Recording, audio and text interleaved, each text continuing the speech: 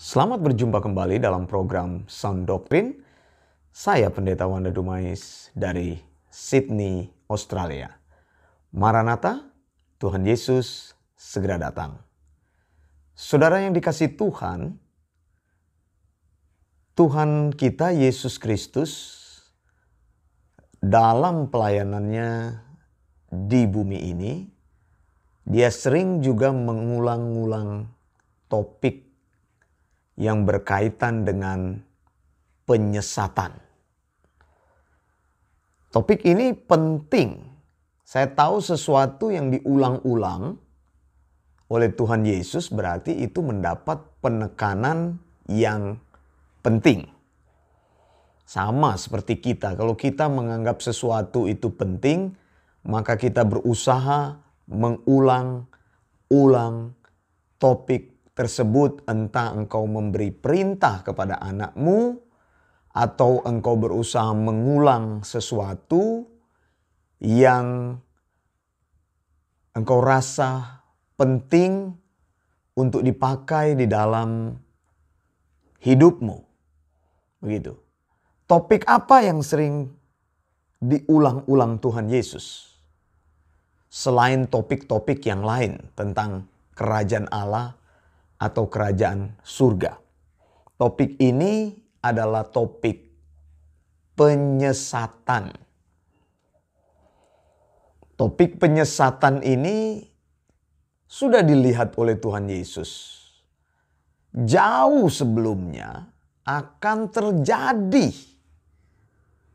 Itu sebabnya Dia memberikan peringatan. Nah, kalau kita membaca kemudian di dalam surat-surat perjanjian baru, topik ini juga menjadi topik yang diulang-ulang. Contoh, Paulus mengulang topik penyesatan. Karena pentingnya topik ini.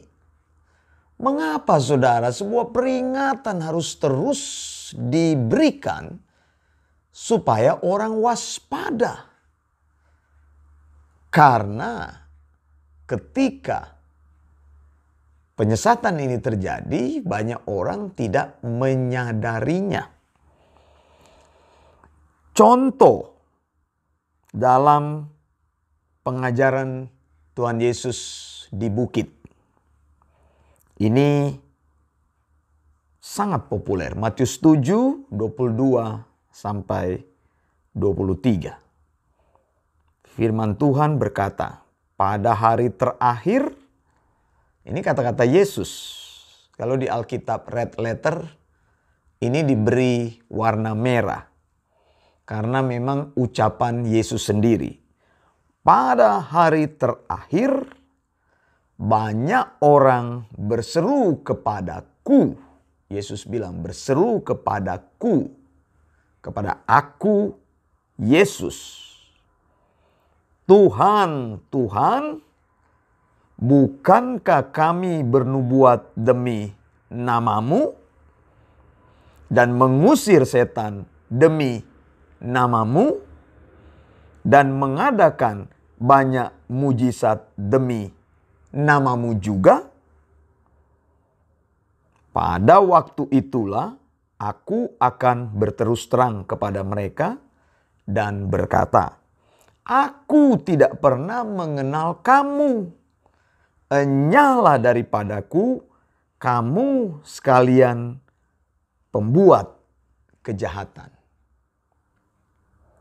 Kelihatan kalau kita baca,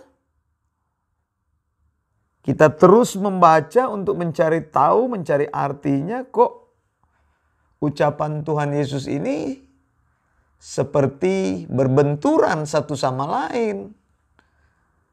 Kok seperti bertentangan.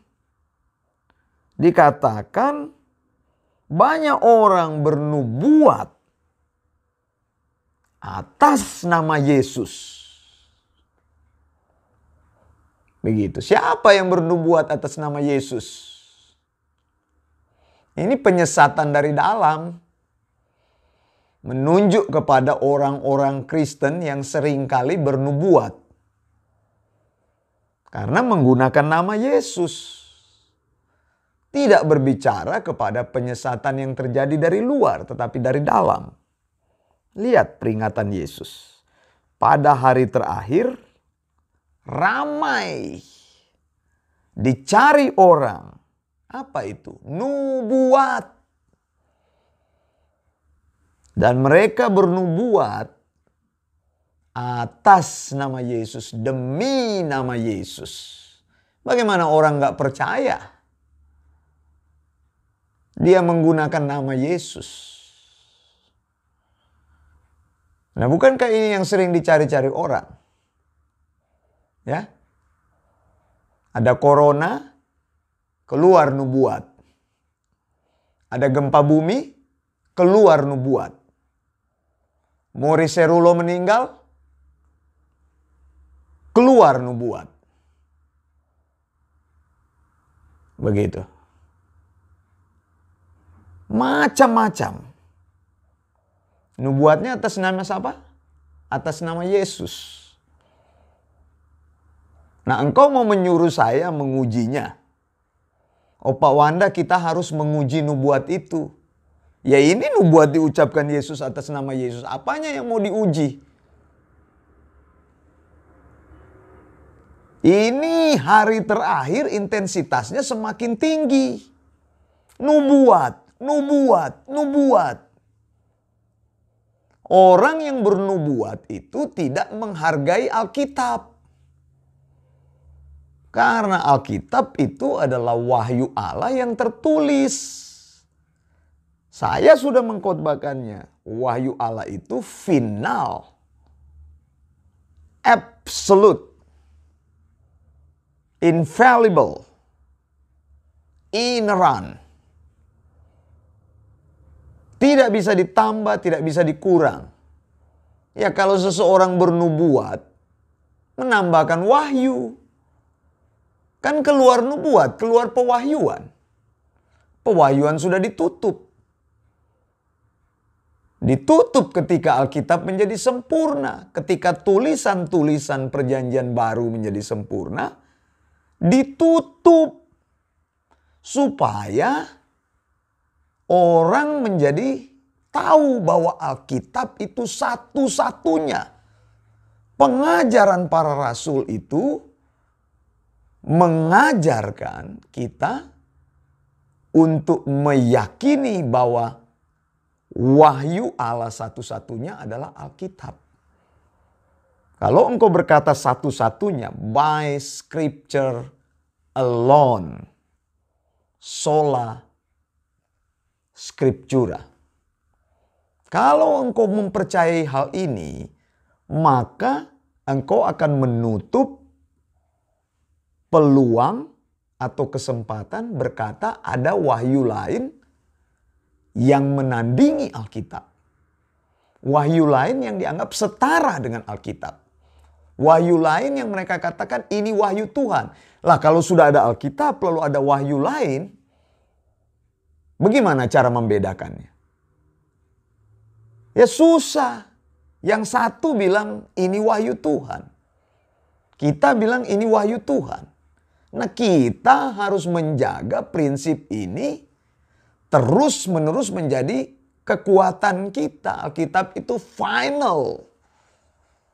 Absolute. Begitu.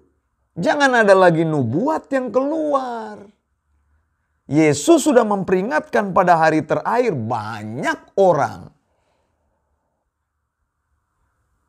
yang berkata, kami bernubuat demi namamu Yesus. Tuh kan? Penyesatan mulai terjadi ketika orang meragukan wahyu Allah. Ketika orang tidak percaya lagi kepada wahyu Allah. Kalau ada yang bernubuat berarti ada oracle. Oracle itu siapa? Orang yang menjadi medium.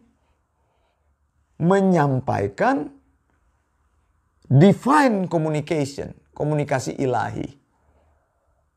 Siapa itu yang dulu dipakai Tuhan? Ya rasul, ya nabi.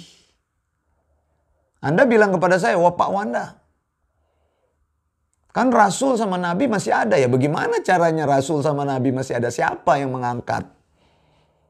Memang di Efesus 4 ayat 11 menyatakan ada jawatan-jawatan. Ada rasul, nabi, gembala, penginjil, guru. Ya tapi kita tidak bisa langsung aplikasikan bahwa semua itu masih berlaku. Lalu saya tanya kepadamu, siapa yang mengangkat rasul? Gerejamu. Siapa yang mengangkat nabi? Engkau sendiri mengangkat dirimu sebagai nabi. Ya tidak bisa. Di dalam perjanjian baru kita tidak menemukan ada appointed apostle. Begitu. Paulus rasul ke-13. Yesus cuma appointed 12 rasul. Paulus menyatakan, aku mendapat penyataan dan aku diangkat sebagai rasul. Berulang-ulang dia menegaskan, dari Paulus, apostle, apostolos. Begitu, saudara. Makanya Yesus katakan di sini, hari terakhir akan marak. Banyak orang bernubuat demi nama Yesus. Aku bernubuat demi Indonesia. Dalam nama Yesus, Indonesia, percayalah, hai anakku, engkau yang diam di Indonesia, bahwa Allah sedang melawat engkau. Sebentar lagi terjadi kegerakan hebat. Haleluya, semua bilang, puji Tuhan, puji, oh haleluya, sambil nangis-nangis. Loh, Anda kok mendengarkan orang bernubuat? Mengatakan haleluya lagi sampai nangis-nangis. Manusia menyampaikan nubuat ini menggenapi kata-kata Yesus, penyesatan. Lalu yang kedua apa? Yesus bilang, mengusir setan demi namaku. Ya. Saudara hati-hati. Ini kan orang senang nih yang mengusir setan ini. Tengking sana, tengking sini. Dalam nama Yesus, aku ikat engkau. Saya sudah pernah sampaikan, saudara. Kebebasan yang sesungguhnya itu, kebebasan apabila orang mengenal firman Tuhan. Bukan pelayanan pelepasan. Begitu. Kalau engkau tahu firman Tuhan, mengerti sound doctrine, maka kebenaran itu akan membebaskan hidupmu. Amin. Amin. Ya. Itu yang penting, mengenal firman Tuhan, bertumbuh di dalam didaskalia higienose. Gitu. Sola scriptura. Gitu. By scripture alone. Beginilah imanmu akan terjaga. Begitu. Jadi jangan keluar dari pakem-pakemnya itu ya. Harus stay on the course. Engkau keluar, maka engkau akan terjatuh. Lihat, mengusir setan atas nama Yesus. Tuhan tidak approve ini, perbuatan-perbuatan ini. Orang mengusir setan dalam nama Yesus, menengking dan sebagainya. Yesus bilang, aku tidak mengenal engkau. Begitu. Ya. Lalu kemudian mengadakan mujizat demi nama Yesus. Lihat. 3 hal utama yang terjadi pada hari terakhir. Engkau harus waspada. Tuhan sudah memperingatkan bahwa Tuhan Yesus tidak mengenal mereka. Meskipun mereka memakai nama Yesus. Bernubuat atas nama Yesus. Mengusir setan atas nama Yesus. Mengadakan mujizat atas nama Yesus.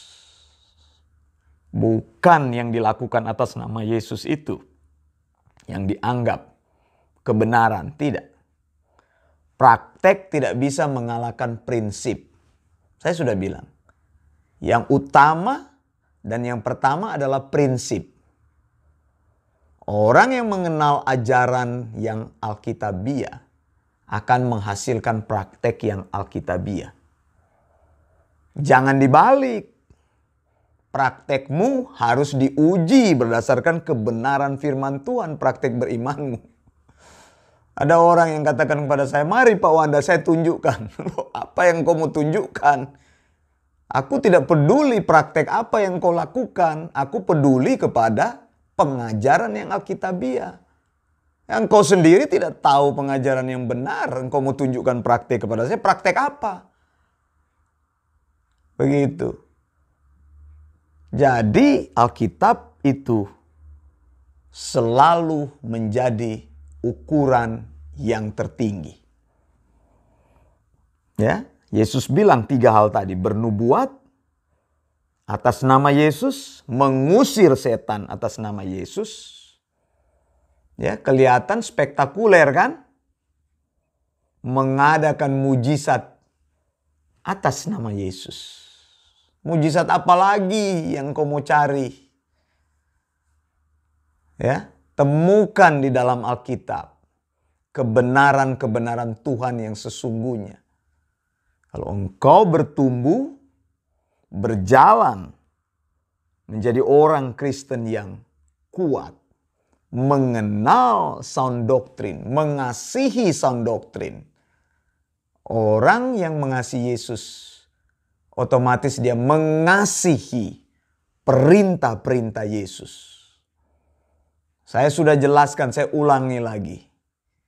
Kata kasih, agapau. Kalau engkau katakan agapau Yesus, berarti kesediaan untuk hidup ya di dalam kehendak Yesus. Itu pertama. Yang kedua, agapau itu mengasihi, kesediaan untuk menuruti perintah Yesus. Sound doctrine Yesus. Sound doctrine Yesus diajarkan kepada murid-muridnya, kepada rasul-rasul. Rasul-rasul itu meneruskan kepada orang-orang yang bisa dipercayai, orang-orang yang cakap mengajar. Kemudian orang-orang itu terus meneruskan sound doctrine. Itulah yang Yesus katakan, pergilah ke seluruh dunia. Beritakanlah Injil. Ajarlah mereka melakukan segala sesuatu yang telah kuperintahkan kepadamu. Ajarlah. Dan ketahuilah aku menyertai engkau sampai kepada akhir zaman. Matius 28 kan? Ayat 19 sampai 20, ingat. Yesus menyertai kita sampai kepada akhir zaman, sampai hari ini, sampai kesudahannya. Perintahnya jelas, pergi, beritakan, ajarkan. Pendeta Wanda melakukan itu, mengajarkan. Dan saya percaya saya ajarkan kepada orang-orang yang bisa dipercaya dan cakap mengajar orang lain. Saya Pendeta Wanda Dumais dari Sydney, Australia. Maranatha, Tuhan Yesus segera datang. Blessings.